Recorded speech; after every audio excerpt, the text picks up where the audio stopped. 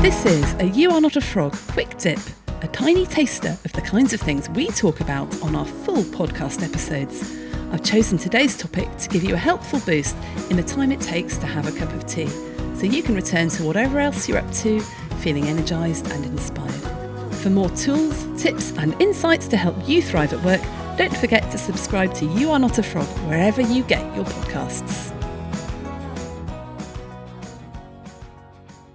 I have a couple of mantras. Whatever is unspoken is hardest to change, and we speak least about the things that matter most. It's back to the message. Are they getting the wrong message from me? Because I'm not saying what I really am thinking. And it's not always okay to share what we're thinking. Sometimes we then have to go, good goodness me, look at what I am thinking. Why am I thinking that about that person? Is it easier to say nothing and carry on being a martyr, if you like, and not say anything? And what are the consequences of that? I suppose at the end of the day, Rachel, what am I most afraid of? Am I afraid of feeling rejected? Am I afraid of upsetting someone? What is the fear? And how do I face that fear? Anyone love disappointing people, telling them no, or giving them difficult feedback? It's something which I find really difficult, and I'm always getting it wrong. The problem is that our fear of doing it causes us to keep what matters most unspoken. And if we've not directly addressed the issue to avoid upsetting people, the issue just leaks out in another way with unspoken resentment or passive-aggressive behaviour, or letting people down when we've said yes when it really should have been a no. I've noticed that this is one of the key issues for professionals in health and social care. And the good news is that it's totally normal to feel like this. The bad news is that this is something we need to get right for all sorts of reasons. Building trust within a team, making things better for ourselves, our teams, customers and patients. And I think it's one of the most difficult leadership skills to master. So I'm slightly obsessed with this right now. And in this episode, Jane Gunn, the barefoot mediator, joins me again to discuss how to tell someone something they don't want to hear. Jane shares all sorts of wisdom, tips and advice from her years working with and mediating between professionals in high-stress jobs. So listen to this episode to learn how to share stuff without triggering the other person into a meltdown, and get some really helpful tips and strategies which will save you all sorts of pain in the future. Welcome to You Are Not a Frog, the podcast for doctors and other busy professionals in high-stress, high-stakes jobs.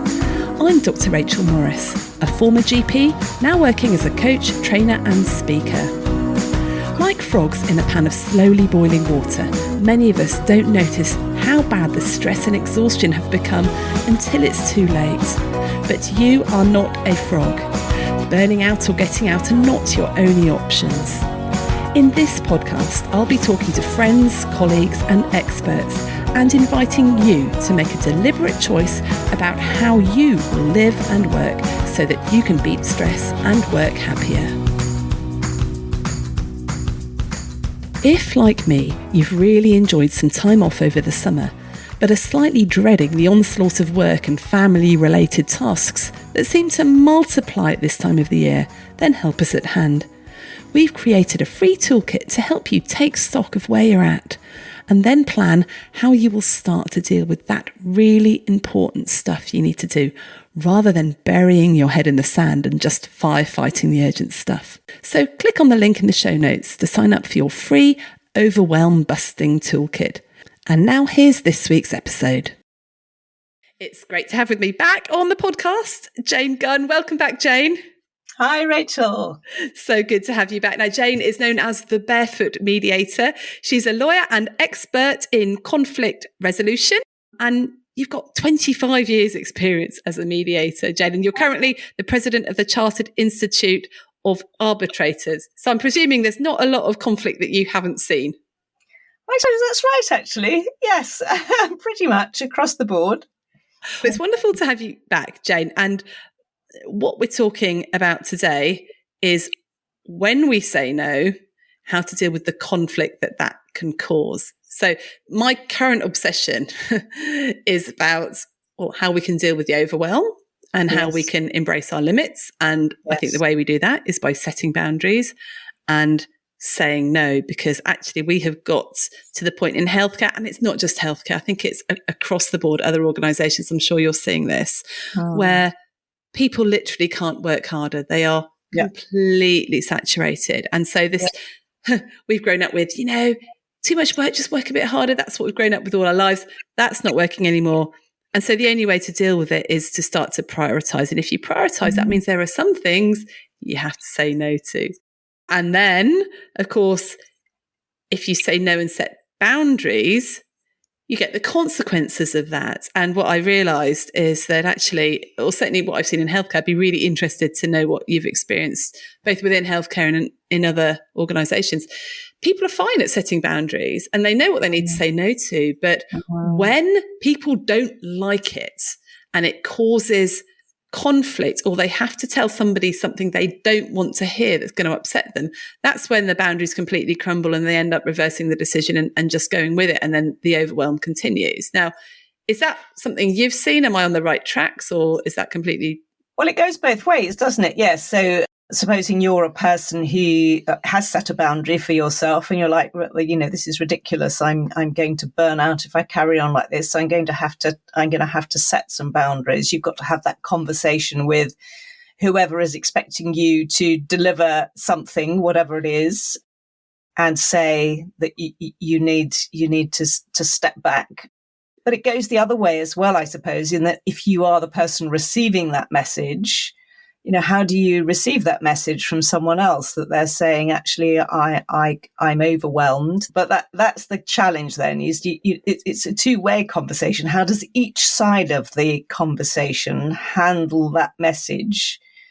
Because it can feel like a criticism to a boss, if you like, to someone who's being told by this person, I don't think I can push any harder. I don't think I can do everything that you expect me to. And there are consequences these days in that, people will eventually either leave, they'll go off sick, or they may lodge a complaint or a grievance if they feel that there are grounds for that. So there are consequences as well on both sides. If you're the person setting the boundary, is that going to damage my relationship with the organization or the partnership? Are people going to perceive me different? Am I going to be perceived as not pulling my weight? That's the real challenge. So it's trying to work out what is it we're afraid of, and articulating that and being able to talk about that as well, as it's not just the message itself, it's what are we afraid of in delivering the message that is going to cause pushback or is going to make us worry about how we're then perceived. Because all of us want to feel that we're well regarded. And if we feel that we're not well regarded, and or that people are then talking about us behind our back, is that going on? Are then people saying, oh gosh, did you know? Or also you may be misunderstood. So you may say, I literally can't manage any more work. And that may be interpreted as, oh, so-and-so's on the edge of a nervous breakdown or something. So, is it going to be misinterpreted, misconstrued? And that can be awkward and distressing as well. So it's getting the messaging right and feeling on both sides that you've been heard. I wrote a blog this morning, which was actually more about politicians listening, but it was, how do you say what needs to be heard and how do you hear what needs to be said? And, hearing what needs to be said means, did I accurately hear what that person was trying to tell me, rather than my interpretation of it, my assumptions, my judgment about that person? And when I speak, am I absolutely certain that my message is clear and unambiguous and it's being heard in the way I intended it to be? And both of those principles apply to both sides of the conversation. But we're both challenging. It is, isn't it? And this area is really fascinating to me, since I just came to this realization. It's not setting boundaries. It's actually dealing with the pushback from boundaries. And I ran a recent webinar about this. And in the webinar, I ran a poll because I was really interested, because in healthcare, what you can often do is trump everything by saying patients will come to harm. And, because you can't say, oh, it's not like anybody's going to die. Well, someone might die, right? Someone might die because of that time you've said no or that decision. So I was interested, actually, how common is that? So I did a poll on, why do you struggle to say no? And it was, because I feel guilty, because I'm worried about upsetting people, because I'm worried about what people might think of me, because it will cause patient harm or other. Now, out of a few hundred people on this webinar, how many percentage do you think said it was because it will cause patient harm? I would say less than 20%. 3. Much less than 20%. 3% said that saying no, they were about saying no because it would cause patient harm. The vast majority, it was to do with guilt or what people will think of them. Yes. And I think it's interesting to think, I mean, I'm a lawyer by training, you're a doctor, but I think in these professional roles, our perception of ourselves and, how we come to be in that job, we've had to push, most of us, quite hard to achieve something. We're possibly, type A personalities or whatever, we've pushed really hard. The sense that we are hard workers and that we don't give up is something which can act to our detriment, I suppose, and that we're just used to carrying on, really. And that is medical training, that is legal training. You work all the hours, but there has to be a limit to that somewhere, doesn't there? You can't just keep adding burdens to the donkey's back. You can't. And it's just, I think what's happened in healthcare at the moment is that, we have been absorbing all the extra work and all the extra work and all the extra, like a big, massive sponge. But since COVID, the sponge is so full now that actually literally primary care can't absorb anymore. Then that's spilling over into secondary care. And we see that secondary care can't absorb anymore. And you've got the ambulance. That's why you've got the ambulances queuing. And so then the ambulance now takes so long to get to people because there aren't any ambulances because they're queuing in secondary care because the patients that can't, because primary care is totally at capacity and patient demand and expectation has gone through the roof. Same patient population, I know, but they're contacting, but the demand is through the roof. And so you're at capacity. There are only 24 hours in a day. So no matter how superhuman you think you are and how efficient you are, actually you cannot fit in any extra work. And doctors, I've lost count of the amount of doctors I've been coaching that are really very upset and saying, what's wrong with me? Why can't I cope?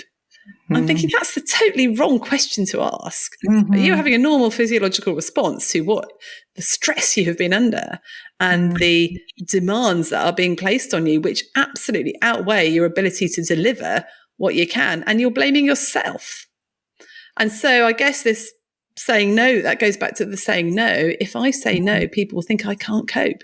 And we think can't coping. And, for years, people have described other people as acopic or, you've got this perception of certain maybe patients that can't cope with anything. And so in healthcare, this not being able to cope is really, we're very scared of ever thinking that could possibly be us. Yes, I think that's the challenge, isn't it? Is that you don't want to seem as though you're the one that needs help because you're the one that offers the help. And yet, I suppose at another level is if you really are at capacity, are you able to serve your patients well? If you are on the verge of burnout, if you are not thinking well, if you're not sleeping well, can you really be offering the right level of care? I've been working with a GP practice recently. They've been going through my course and a number of things have come out of that, really, Rachel. One is there should be an attitude of encouragement. What about if you asked your colleagues every day, how are you feeling today on a scale of 1 to 5? And if somebody says, oh, I'm a 2 or I'm a 3, you say, oh, okay, what do you need? Do you simply need a hug? Do you need to tell someone what a tough day you had before you came in? Is there something, or is it something else?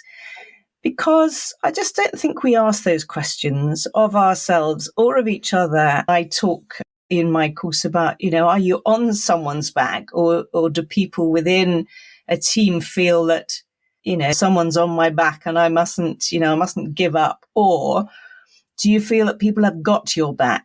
And it's a very different thing, because if people have got your back, they're looking out for you and you're looking out for them. And you're looking out to see, how do you need to be supported? I think this concept of air cover when you're saying no, the fact that your colleagues have got your back. So if you say no and there's some consequences, like you get a complaint or something, that other people have got your back. I think the issue with it is that if you're asking what do you need, that's a bit dangerous, because actually what that person needs is a bit of time off or someone to help them out by taking a little bit of work off them. Then if you've asked someone, what do you need? And they reply, you feel that you're the one that has to provide it. Mm. And that's quite scary, because actually when you're at capacity asking someone else, what do you need? The risk is what they need is going to impact on you and cause you to feel even more stressed. Now, I think probably that doesn't happen all the time. It probably happens less than we think it is going to happen. Often it's, I just need a cup of tea and someone to chat to, rather than I need you to do that home visit for me. But there is that risk that that's going to happen. There is. But I mean, even if you don't ask, the situation doesn't get resolved. So we have a saying in mediation, if it's an issue for one, it's an issue for everyone. And just because you hide an issue or you don't speak up about it, it doesn't mean it's gone away. It's still there. It's just that you haven't been open about it and you haven't enabled other people to bring their thinking to it. So it is this idea of a problem shared as a problem halved or solved or whatever. If you bring everybody's attention and thinking to it in a non-judgmental way and say, here's something we need to talk about. What are some of the options? So again, when we're looking at problem solving in the mediation context, we go through a process where we look at what are the issues, what's happening now, what's the narrative, what's the story about it. Then we look at how do we explore that? So what are people's actual experience of it? How do we go a little bit deeper to understand what's really going on? And then we look at what are some possible solutions. And I think when we're all busy, we're very good at, one of the things I've been fascinated by recently is looking at the difference between linear and lateral thinking. So we tend to think in a linear way. Here's a problem. Here's a solution. Here's the solution someone else suggests or you suggest. Let's crack on with that. Rather than, okay, that's one option, but what are some other options? I love to give in my training the image of people arguing about an orange. And when I ask people, what would you do about two people wanting the same orange? They say, well, cut it in half. We need to compromise, don't we? So that might be, if you've got too much work and I've got to, let's help each other out. But you have to say then, actually, the question to ask is why? Why do they want the orange? And what are some of the solutions to that? So if it was, well, I just wanted a piece of fruit, could one of you have an apple and one of you have an orange? And if it turns out that one person wanted the orange because they wanted to bake a cake, they just wanted the rind, or they wanted to make marmalade, again, they just wanted the rind, and the other person wanted to make orangeade, they could both have 100% of what they wanted. So in doing this exploring and asking why and what's important to you about that, then you can look up more options, because, if it means I don't get home in time to pick my kids up from school or whatever, I don't know what it is. What's the thing that really bothers you? Is it I'm too exhausted when I get home, or is it I feel, I feel under stress when I work, but actually what is the thing? So you can say, yes, I feel overwhelmed. or I feel I need to set a boundary, but why? What specifically is that about? And what's the problem you're trying to solve, or the feeling you're trying to recover?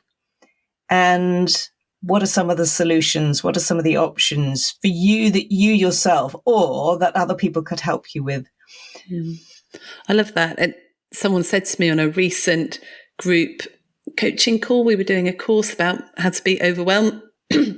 And very good question is, well, you know, I'm a GP partner, and if one of my colleagues comes to me and they are burnt out, and we recognize that and we know they need to take time off, the problem is we're all on the edge of burnout. So what do we do about that? You know, what's the solution? And that is very like linear thinking, like you said, you know, okay, what is the solution? Can't think of one. But I did hear someone say that physician burnout is not a problem because a problem has a solution. What it is, it's a dilemma. And for dilemma, you need strategies. You need actually lots of things to do, things you can do. And so you look at it from lots and lots of different perspectives, not just from one perspective. And I think that the other problem is that when you do ask someone, you know, what do you need? And they tell you, your automatic thing is, I've got to fix it. And that is that is typical doctor. I'm sure lawyers are just like that as well. Right? Please don't tell me what you need, because I then feel responsible, you know, and I can see this in myself. I can see this certainly in my parents and my friends who are doctors. If you tell someone, if they tell you they've got an issue or problem, I immediately go to, right, what can I do to help? What's the solution? Yeah. And I don't necessarily see all my friends doing that. They just sit there and listen and go, God, that's awful and stuff. So we've got this overdone sense of responsibility. So that means when someone says no to us, we actually feel responsible for that, for making sure that their boundary is definitely held. Or when we say no to someone else, we feel absolutely dreadful because we are so used to saying yes and trying to fix things for other people.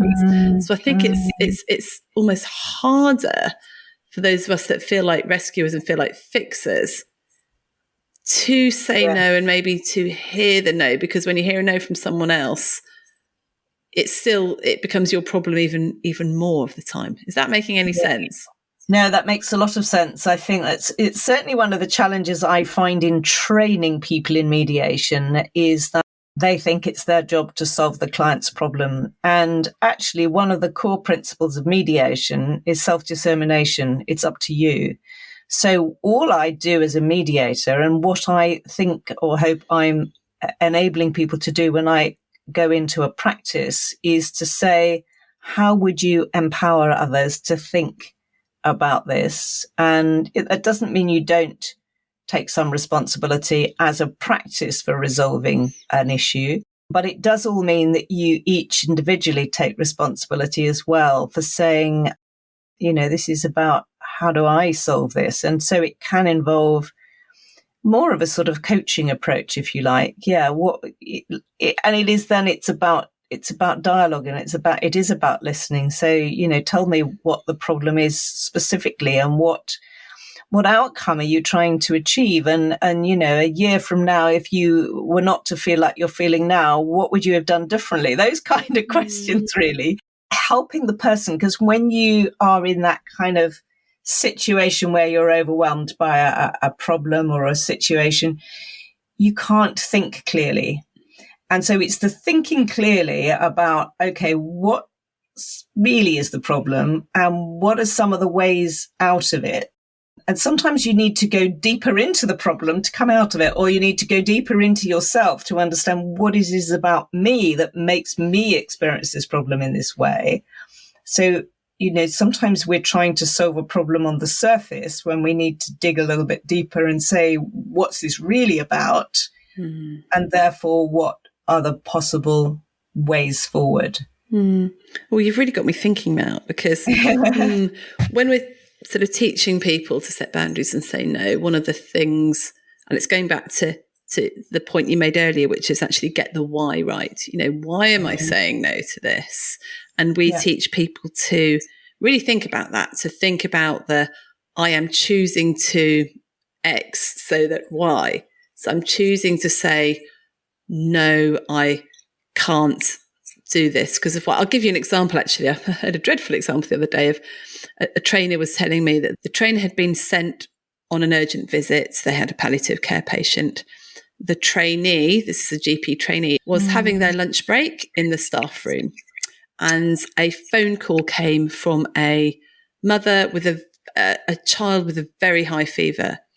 And the receptionist went in and asked, because the trainer was on call, but she was out and, uncontactable just for that minute, asked if the trainee would take the phone call from this worried mother with a child with very high temperature. And the trainee said, no, it's my lunch break. And I heard that. I was really, really shocked.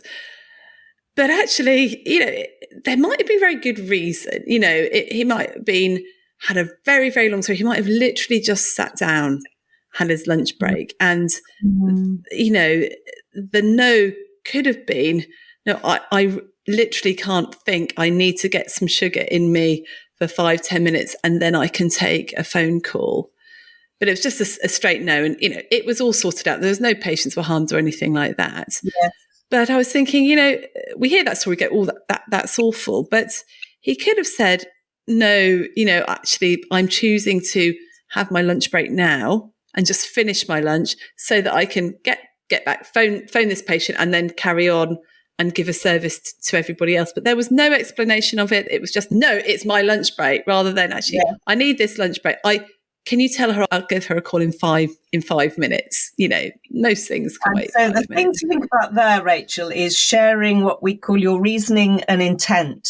I can't do it now because, and here's but here's what I will do, exactly as you've said. I can't do it now because I do need 5 minutes break, but I will ring her back and could you take her number and whatever. So you need to take responsibility for sharing that information. Has what I said been received in the way I needed it to be received? Because the message there is not clear, possibly. The receptionist goes away with a message that said the doctor said no.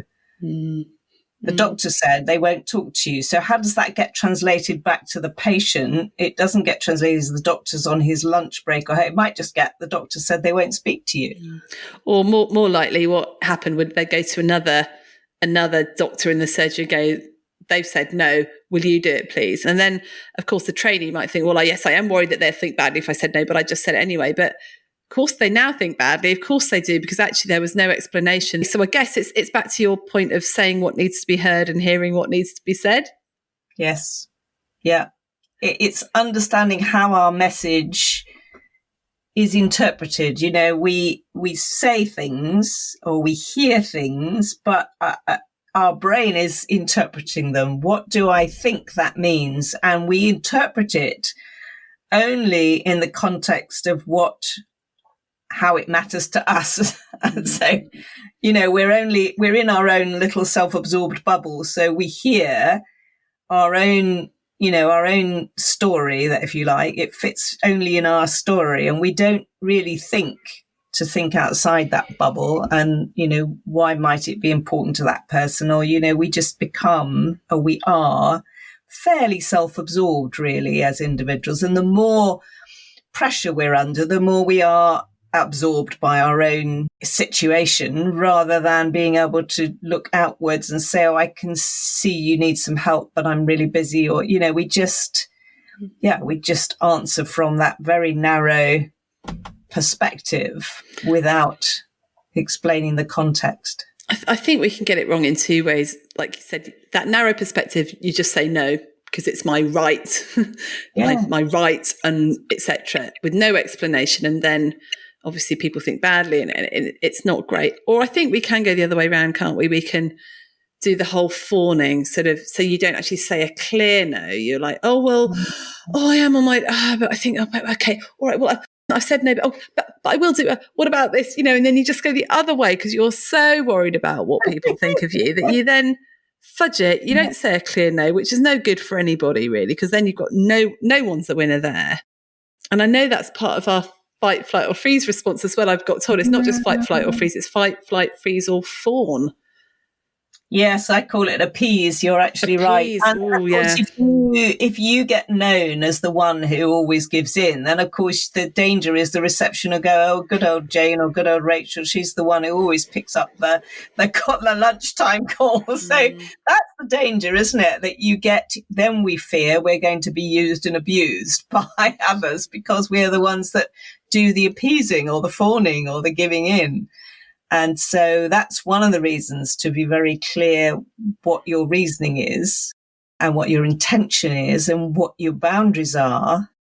Yeah, never easy, Rachel. I don't think any of this stuff is easy, but it is about once you've got some clarity around it and everybody is, got some clarity around how to communicate, then it's slightly easier, I suppose.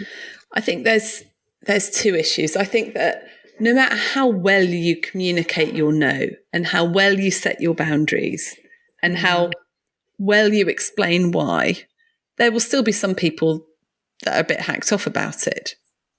Because nobody likes to be said no to, particularly if you want something.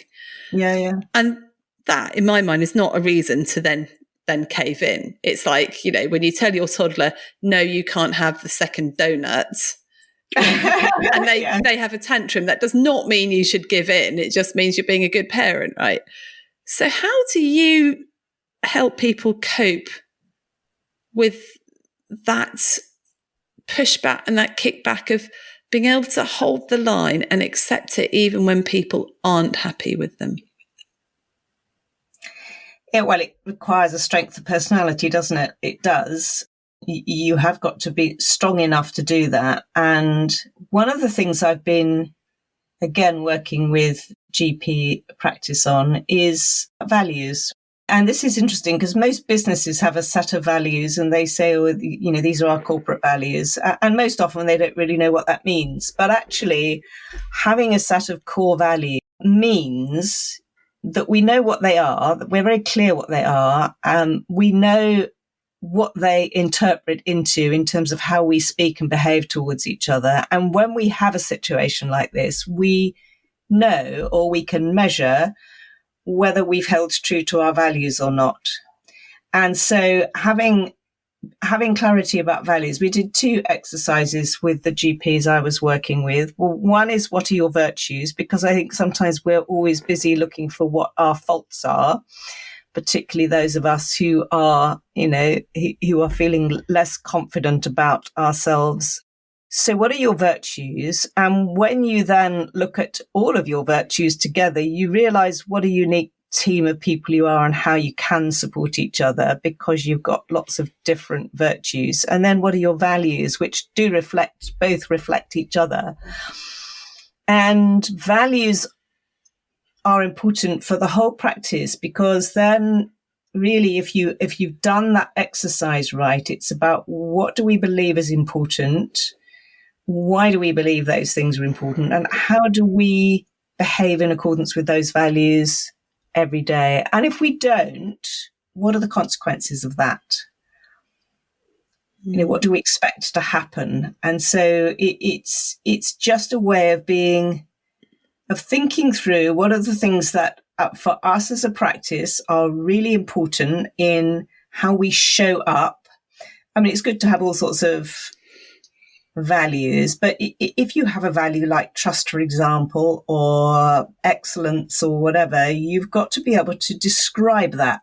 What does that really mean? And what does it specifically mean in terms of what people expect of me? How I will behave to them. So,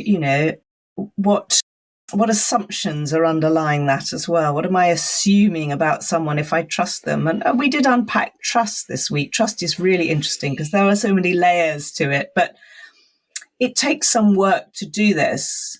And I work with all kinds of organizations and teams in understanding how you would use values to enable you to manage some of these challenging situations, because you've got a benchmark then, and at least a benchmark for a discussion about, are we, when we're under pressure, or are we not upholding our values? Are we not behaving in accordance with those? So Again, it's something that takes time to do, but it's a really, really useful exercise to be able to, have something to measure against.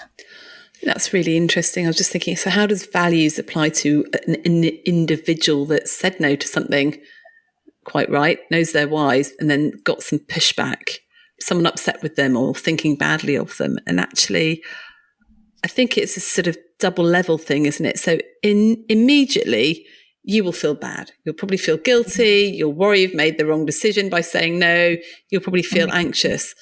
I think possibly the first thing to realize is that is just your amygdala going, someone's upset or cross with me. I must have done something wrong, because that feeling of anxiety and worry is normally a flag that there's a danger or a threat, but also we tend to go, oh, it's something that I've done something wrong. So just recognize that, that feeling of upset and worry, that's normal. But then if you dig down to the values, that's really helpful, because actually if my values say trustworthiness, actually sometimes saying no is the trustworthy thing to do, because if you say yes when you don't mean it, you've got no intention of doing it, well then saying no is a trustworthy thing.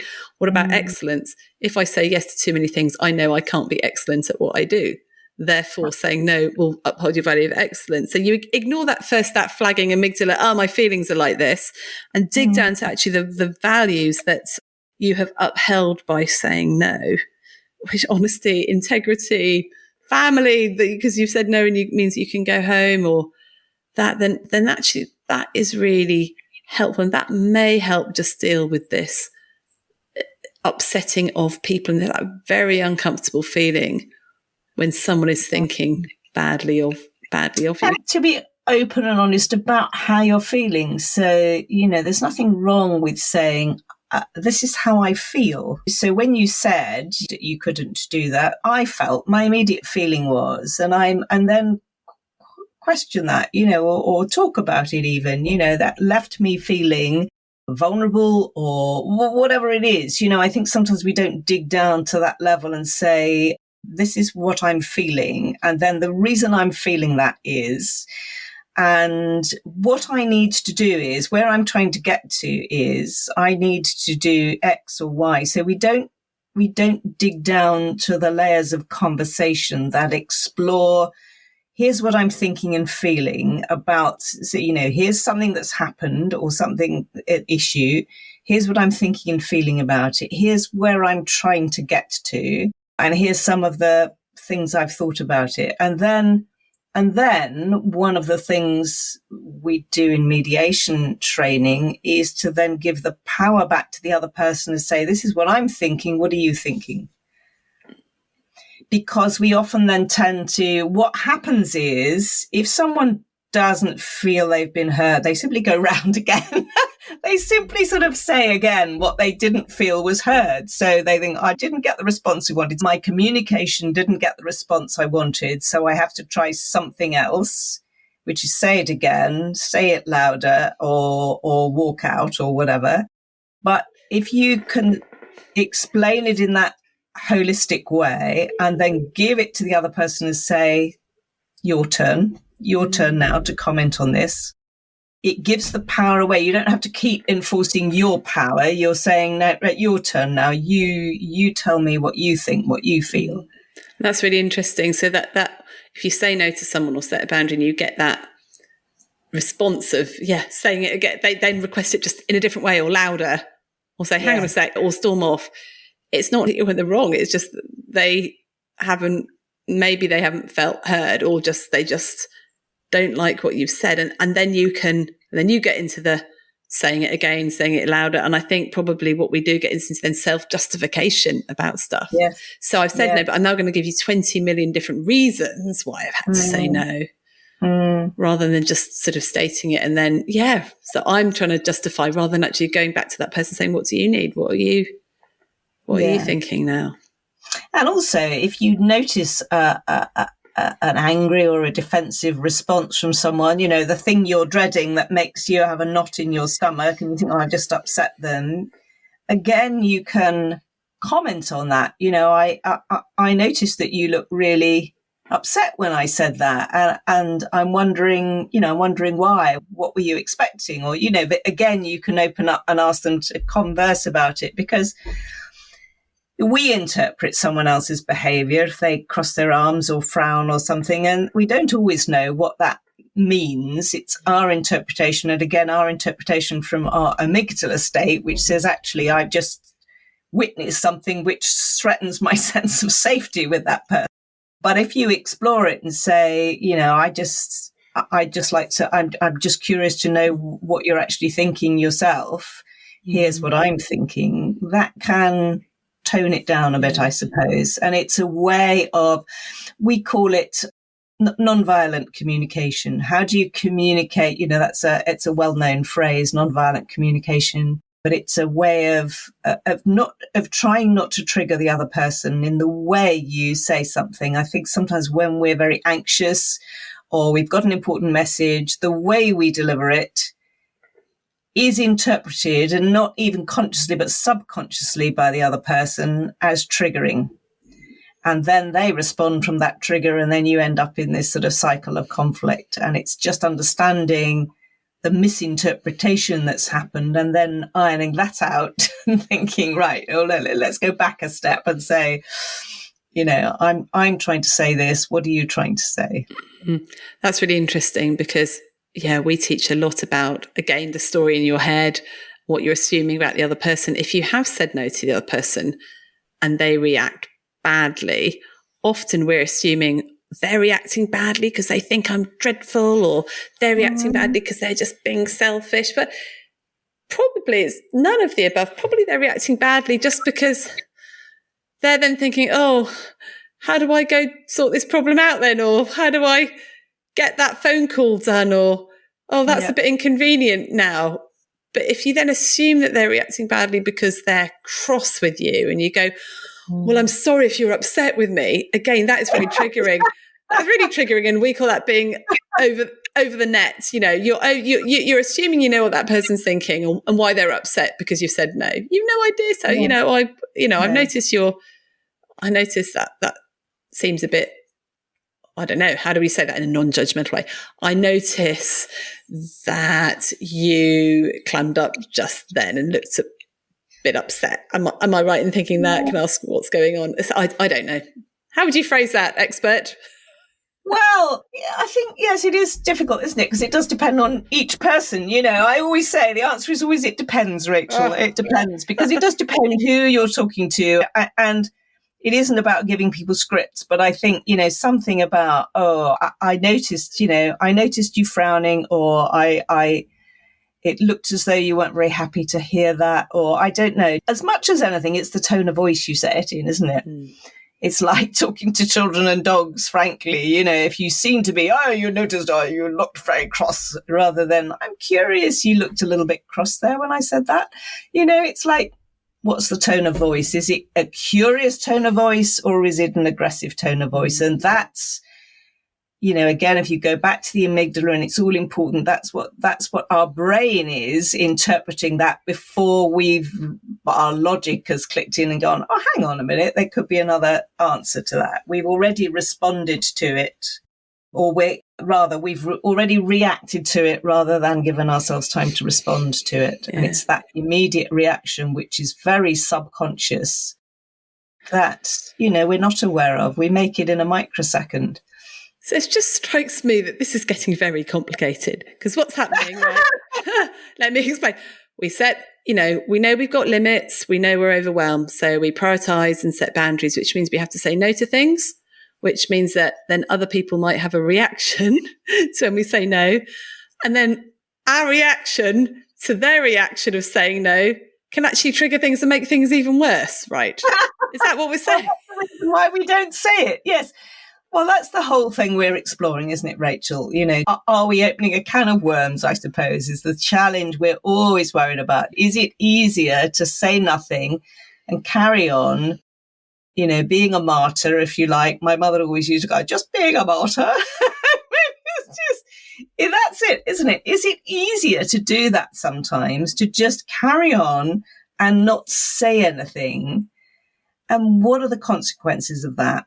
And then what kind of culture does that create? What kind of environment does that create? So there is a sense of individual responsibility, but there is also a sense of joint responsibility in saying, if we encourage or enable or allow people to store things up like that, why? You know, there's this term which is quite commonly used now, psychological safety. Have we created an environment of psychological safety? In other words, people feel safe sticking their head above the parapet and saying all is not well here. Or have we created more of an environment where that's not okay? And I think, you know, yes, at an individual level, we're talking about this. What can an individual do? But at the end of the day, it is a group issue. It's a practice issue about the environment or the culture we have created here. And is it one of psychological safety? And what does that mean in enabling people to speak up? And if we don't create that, what's the possible consequence of that? Short term, long term, and so on? Because in the environment we're working at the moment, things are just going to get worse, aren't they? So, you know, there is a sense in which people will just leave. The end point is, if you don't enable people to solve their problem, they have an opportunity to go. And you probably lose your best people because they're the ones that think, you know, I don't need to do this. There's other options and opportunities out there for me. So it's a joint responsibility of saying, if we want to keep our best people and we want to be the best team that we could possibly be, what do we need to do to create that environment? Yes, it's down to individuals to point out the impact on them, but it's a joint thing, not just an individual thing. Yeah, that's so true. I think with psychological safety in teams, you always think the reason for psychological safety is so that people can speak up and whistleblow and point out the problems, which, I mean, that's the extreme reason. But I think you've hit the nail on the head. One of the main reasons is that so that people can say no to each other and that still be okay and people not judge you for it and the relationship be there. And you're right. I think you do lose your really competent, really good people because they are not willing to speak up and say no. But I do think the responsibility is 50-50. I do think, obviously, you need the good team. But I think that, and I don't know about lawyers, maybe lawyers are better because I've got this thing in my head, correct me if I'm wrong, that lawyers are quite good at arguing and conflict because like that's their job. But I'm probably completely wrong on that. Doctors are good at saying no when it's literally no, the guidelines say I can't prescribe that. Really good at breaking bad news to patients because you have to. But it's saying no. Maybe it's the same for lawyers. You're good at arguing in court, but not with each other when you're in a partnership. Well, that's right. I think that's right. You know, we've got certain skills and, you know, as people always ask me, are you good at mediating at home? And I say, well, not necessarily. I'm an interested party, aren't I? We're good in the way that we're trained with things, but then we have to step outside our comfort zone. And all of this is about stepping outside something that feels comfortable and saying this just feels really uncomfortable. But I think, you know, I think I've got to do it. Yeah. I think the boundaries and saying no, the more I think about it and more I look at this, it's such a professional skill because, you know, otherwise you will be overwhelmed. It's a huge skill for resilience. And I'd never really linked it so much with that nonviolent communication before. And I think that's really, really helpful. If we can say no in a way that is understood by someone else, so they understand our needs and shows that we understand them and we're not assuming anything about them, then actually that's going to be really great. But at the end of the day, there will still be some people that don't like the fact that we have said no to them, right? And it's not because you've said it in the wrong way. It's not because you've assumed anything. It's just because they wanted something and you said no. And then they might just think bad because you can't control what other people think of you. You can't at the end of the day. And I think that's such a wise comment, Rachel. You can't control other people. You certainly can't control how they think. All you can do is control your own thinking and your own responses and make sure they are responses and not reactions. I've thought about this and here's my response to that. And then at the end of the day, you can't change people. I mean, I've got two strategies. I'd love to know your strategy of this. The first one is, we did a podcast with Georgina Scull. She's done a podcast and written a book about regrets of the dying. And one of the main regrets of people in their last year of life is they're doing stuff to please other people. And often decisions they didn't make or things they didn't do was because they were worried what a certain person might think of them. And by the end of their life, they weren't even in touch with that person anymore. They'd loomed big in their life, but like now they were like, don't even know where they are. Why did I care so much about what they think? So that's first one. So getting into perspective, in 5 years' time, am I really going to care what that person thinks? It feels like this massive thing to me now. Yeah. Yeah. And the second one, and I've done a recent podcast on this, and there's a lot of reasons why this works, is actually just saying, F it. Yes. Yeah. Sometimes that's all you can say, isn't it, right? There's a book on that. There is a book on that. There is a book, and it's the podcast by the guy that wrote the book. It's John C. Parkin, honestly, he's a very well thought through philosophy, just to help you get rid of your attachment to the outcomes of things. It's really helpful. So I think sometimes what you're saying, or both of those things, I suppose, are saying, let's get things into perspective. Is this person at the end of my life? It is like that thing, when I lie on my deathbed, am I going to say, I wish I'd worked even harder? No, I'm not. I'm going to say, I wish I'd spent more time with my children, or I wish I'd spent more time traveling. We got to get things into perspective. And that's exactly the same. And the same with that approach is, sometimes I just have to say, so what? I think this takes practice as well. If you practice it, it gets easier. I do remember listening to this podcast or reading a bit, can't remember what it was. And it was this bloke that was absolutely crippled with anxiety about asking people things in case they said no. And so he couldn't ask any girls out on dates in case they said no. And he was like, right, I've got to sort this out. And so he decided every day to do something where he knew someone was going to say no to him. So he would go up to, he lived in America where, you get the refills of your Coke at Burger King. So he went up to the counter at Burger King and asked for a refill of his burger and stuff. And he went to people and asked if he could sunbathe in their front garden for a couple of hours, and like really ridiculous things. And the really funny thing is, half the time people said yes.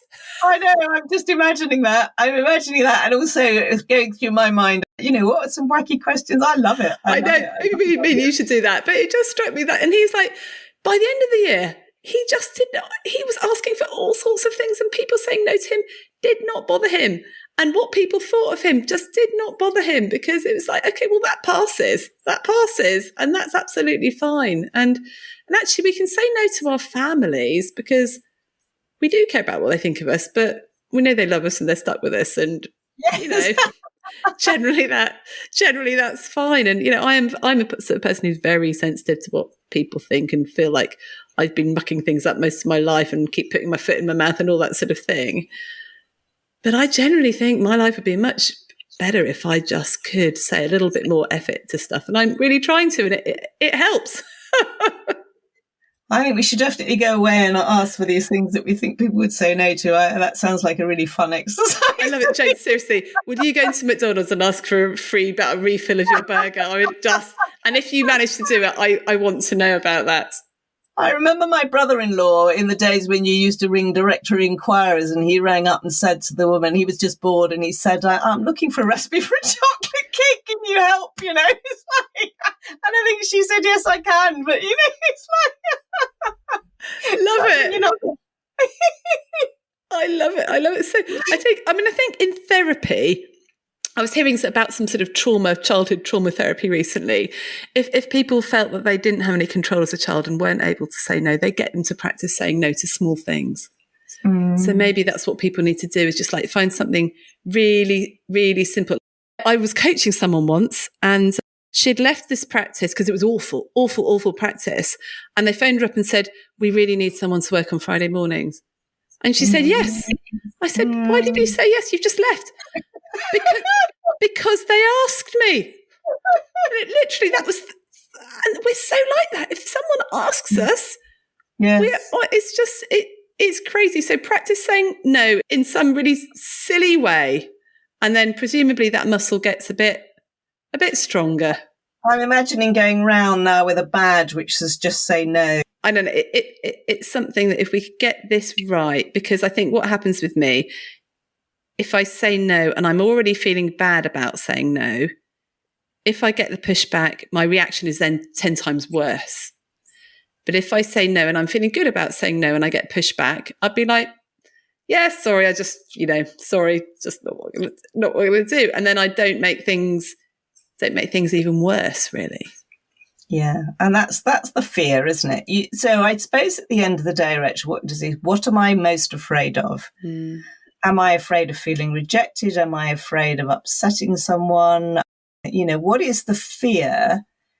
And how do I face that fear? Because, it's understanding what it is and also where it comes from. Where does that fear come from? So when I was a child, if I upset my mother, she would just go quiet. She would stop talking to me or communicating with me. And I think that's where part of my trauma comes from, actually, to have a parent who just stops communicating with you, who basically blanks you for 2 days, is very traumatic. So I then developed this strategy as I got older of running conversations through my head and thinking, I need to say this to her, but if I said it in this way or this way or this way, which was most likely to trigger this unfortunate behavior? So I think, at the back of that's one of the reasons I'm quite interested in these skills, is because I had to practice it from quite a young age to offset that particular pushback. Yeah. And, we all have our reasons, and we have, for all of us, how we behave to people comes from what we've experienced in the past and probably in our childhood. Yeah. But I think you've also just come up with another very helpful principle. Actually, when your mum can cope with that no, it wasn't because of you. It wasn't because of you, little kid. It was because of her, what's going on for her. And I think we always think when people react, it's about us. It's what we've done something, but it's much more about them. Really, 99 times out of 100, it's them. It really is them, not you. But all you see is a negative reaction. Yeah. And though the other thing I did do was learn to think about, just do some planning, think about, I need to say this thing. It may be perceived, or I might get a negative reaction. I could say it in this way or that way or that way. And if it's a really important conversation, you run it through with a colleague, or you just bounce it off somebody, not all the time, but there are options about thinking about how I'm going to communicate rather than just opening my mouth and saying something. Oh my gosh, that is such a helpful point, because most times when we say no to something, we've seen it coming, or we've had that situation before. Unless someone jumps to you in the streets and says, give me your money, you probably weren't expecting that. But if someone says, will you take this extra phone call, or will you come out with me that night, or will you do this or do that? Actually, mostly you can buy yourself time, which I think is so important. Press the pause button, buy yourself that time so you can really think it through. Yeah, write it down. Write down 5, 6 different ways you could say that, and try it on a friend and go, right, which one of these sounds best? Exactly. Which one of these will clarify the message the best, or just, Yeah. And of course, salespeople do that all the time. If you're trying to sell something to someone, that's what sales and advertising is all about. What is it that's going to be the most influential and the best way to get someone to do the positive thing which is buy your product or your service. So, we need to be a little bit more into that mindset of how do I have the right impact on someone else's perception of me and their mindset and so on. And that's what advertising people would do. They would try out lots of different messages and see which one works best. And do I say it with a smile on my face? Do I not smile? If I laugh, it's not going to come across too well, is it really? Write down a load of phrases, try them out and see what works. Another really helpful thing I heard about with giving difficult feedback or any difficult conversation is get a piece of paper, just draw a line down the middle, and on one side write everything you really want to say, unfiltered. And on the right-hand side, right, how you could say that exactly the same thing, but in a really nice way. Yes.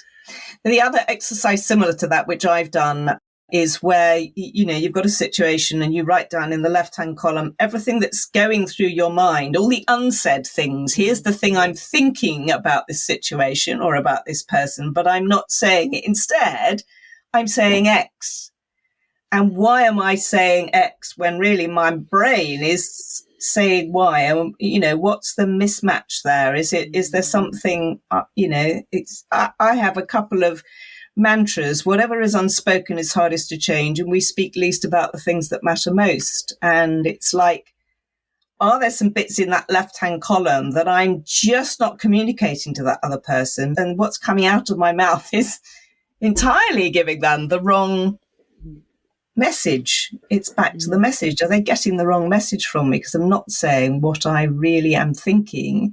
And it's not always okay to share what we're thinking. Sometimes we then have to go, good goodness me, look at what I am thinking. And why am I thinking that about that person? Because again, you're saying, maybe it's not my fault, but I'm thinking something negative about that person. And maybe I'm wrong. Yeah. Maybe that thing isn't true or isn't right. And we're right back to that nonviolent communication, aren't we? Which is obviously state what you've noticed. Like, I noticed you frowned, not I noticed you're really angry, because they might not be angry. They might be very sad, or, so just state what, and then ask them, is that right? Or this is the story in my head about that. Is that right? I've just said no there. Story in my head that I'm really worried that's going to be really difficult for you and upset you. Am I right? Can I check that out? At the end of the day, it just takes extra effort, doesn't it? It's easy to just respond in the moment, be instinctive, just say what's on our mind, or stay silent. But at the end of the day, to do this stuff, you've got to make a choice, and you've got to do it consciously. And that takes time and effort. So it's the time and effort to be thinking about it, be thinking about, what do I know? What skills have I picked up that help me? And then how can we help each other with these things? Because it's important. Well, Jane, there's so much in that. That's been really, really helpful. I'm collecting a toolkit on how to say no and set boundaries. You've given me like 4 new things that weren't in my toolkit already. Excellent. Which is brilliant. So thank you. In a minute, I'm going to find out how people can get hold of you and a bit about your course. But let me ask you for your 3 top tips on how to say no and then deal with the pushback. Okay, so I think be clear about your reasoning and intent and share it. I would say have a plan, think about what you're going to say. And then I would say it's not all about you. It's like there's 2 of you. One of the things my business colleague used to say, which I loved, was test your assumptions to extinction. We make assumptions, so test your assumptions. I'm probably assuming lots of things which aren't true. So I would say that would be the... Oh, I love that. Test your assumptions to extinction. Yeah. Ooh, lovely. My top tips are expect that pushback, practice what you might say, and very occasionally you just have to say, F it, actually that doesn't matter. Let's get some perspective. So Jane, how can people get hold of you? Tell us a little bit about the course.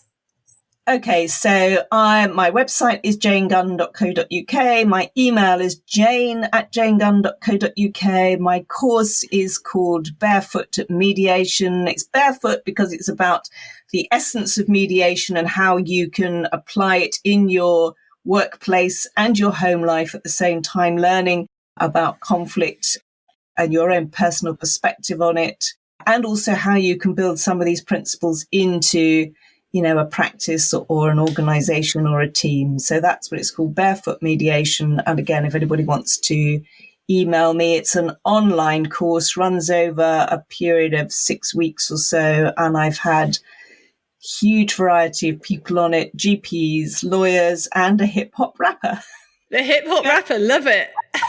So we'll look out for various hip hop songs that come out, or various rap tunes that come out, and there's bits of mediation. Be like, that was them on James. I've got a testimonial in rap from him. It's wonderful. That's fantastic. Brilliant. Jane, thank you so much for coming Thank on. you. And will Thank you come you. back at some point soon?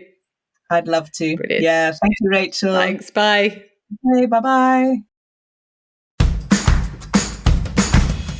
Thanks for listening. Don't forget, we provide a self-coaching CPD workbook for every episode. You can sign up for it via the link in the show notes. And if this episode was helpful, then please share it with a friend. Get in touch with any comments or suggestions at hello@youarnotafrog.com. I love to hear from you. And finally, if you're enjoying the podcast, please rate it and leave a review wherever you're listening. It really helps. Bye for now.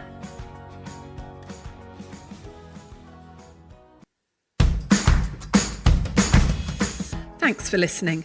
Don't forget, we provide a self-coaching CPD workbook for every episode. You can sign up for it via the link in the show notes. And if this episode was helpful, then please share it with a friend. Get in touch with any comments or suggestions at hello@youarnotafrog.com. I love to hear from you. And finally, if you're enjoying the podcast, please rate it and leave a review wherever you're listening. It really helps. Bye for now.